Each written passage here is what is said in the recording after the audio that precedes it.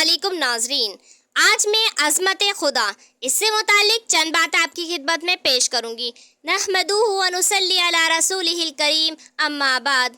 गुलामाने मोहम्मद, क्या आपने या मैंने कभी ये सोचा कि मुसलमान होने के बावजूद हमारे गुमराह होने की वजह क्या है? नबी का फरमान अल मुस्लिमु अखुल मुस्लिम के बरक्स होने की वजह क्या है? मुसलमान बेटियों को अगवा करके गैर मुस्लिमों के हवाले करने की क्या वजह है? अफगानिस्तान की कश्मकश में मुब्तला होने की वजह क्या है? क्या सोचा है तन्हाई में बैठकर अपनी खताओं का मुआयना किया है? क्या सोचा है कि क्यों फ़िलिस्तीन के मुसलमान परेशान हैं? क्यों वहाँ खून पानी के मानिंद बहाया जा रहा है? आखिर क्यों गाज़ा और हमास से मासूमों की चीखें सुनाई दे रही हैं? क्यों किबलाए अव्वल को छीना जा रहा है? क्यों मस्जिद अक्सा के दूर होने की आवाज़ आ रही है? क्यों जानने के बाद भी हम अनजान हैं? क्या कभी सोचा है इस बारे में? हरगिज़ नहीं। तो खोल लीजिए अपने कानों के पर्दों को, दिल के कनेक्शन खुदा से जोड़ लीजिए और आइए आज अपनी खताओं को याद कर ले और रब्बे काबा से तौबा कर ले। पहली खता यहाँ की है कि हमने अपने मकसद को भुला दिया। हाँ, हम भूल चुके हैं कि हम क्या थे, भूल चुके हैं कि अशरफ नबी की अशरफ उम्मत है, भूल चुके हैं कि मेरे नबी ने पत्थर खा खा कर दीन पहुँचाया, इस्लाम फैलाया। वो नबी जो अपने ही खानदान के हाथों सताया गया, वो नबी जिसने पेट पर पत्थर बांध बांध कर तबलीग का काम अंजाम दिया। क्यों हर जुल्म और हर सितम को भुला चुके हैं? यही वजह गुमराही की है। और अब कानों से हटकर दिल से सुनो, क्योंकि ये गलती आम नहीं है। ये वो गलती है कि पत्थर सुन ले तो रेजा रेजा हो जाए, अगर पहाड़ सुन ले तो चूरा चूरा हो जाए। तो सुनिए कि हमने खालिक के हकीकी को भुला दिया है। अगर याद रखते तो हरगिज इस राह पर ना आते।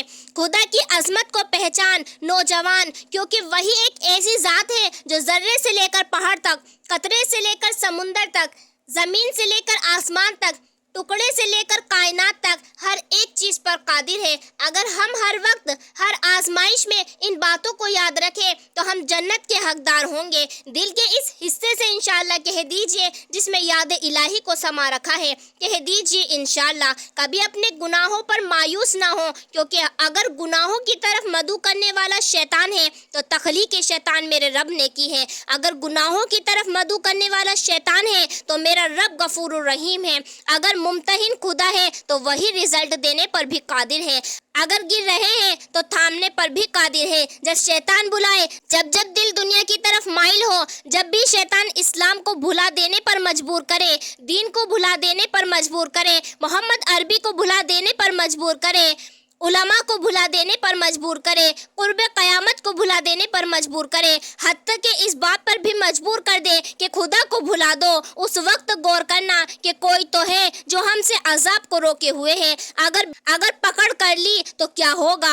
मैं अल्लाह की कसम खाकर कहती हूँ कि एक उम्मीद नजर आएगी जो यकीन दिलाएगी कि हाँ, कोई ज़रूर है जो तख्लीक कायनात पर कादिर है, बशर्ती के दिल में ईमान की पक्की सच्ची नियत हो, इस बात की जुस्तजू दिल में हो कि हाँ, कोई तो है जो बेसुतून आसमान को रोके हुए है, हाँ, कोई तो है जो ज़मीन को हमारे लिए फर्श बनाए हुए है, कोई तो है जो साफ शफाफ पानी ज़मीन के अंदर महफूज किए हुए है, कोई तो है जो पहाड़ों को सुतून बनाए हुए है, कोई तो है जो दरख्तों को ज़मीन से निकालने पर कादिर है, कोई तो है जो समुंदर से याकूत निकालने पर कादिर है, कोई तो है जो हवा को हर वक्त सांस देने पर कादिर है, कोई तो है जो हमें पैदा करने पर कादिर है, कोई तो है जो हमें रिज्क देने पर कादिर है, कोई तो है जो हमें हर मता अता करने पर कादिर है, कोई तो है जो हमें मुख्तलिफ ज़ात बनाने पर कादिर है, कोई तो है जो न सिर्फ अपने बंदों को बल्कि हर मजहब के इंसान के मसाइल को हल करने पर कादिर है,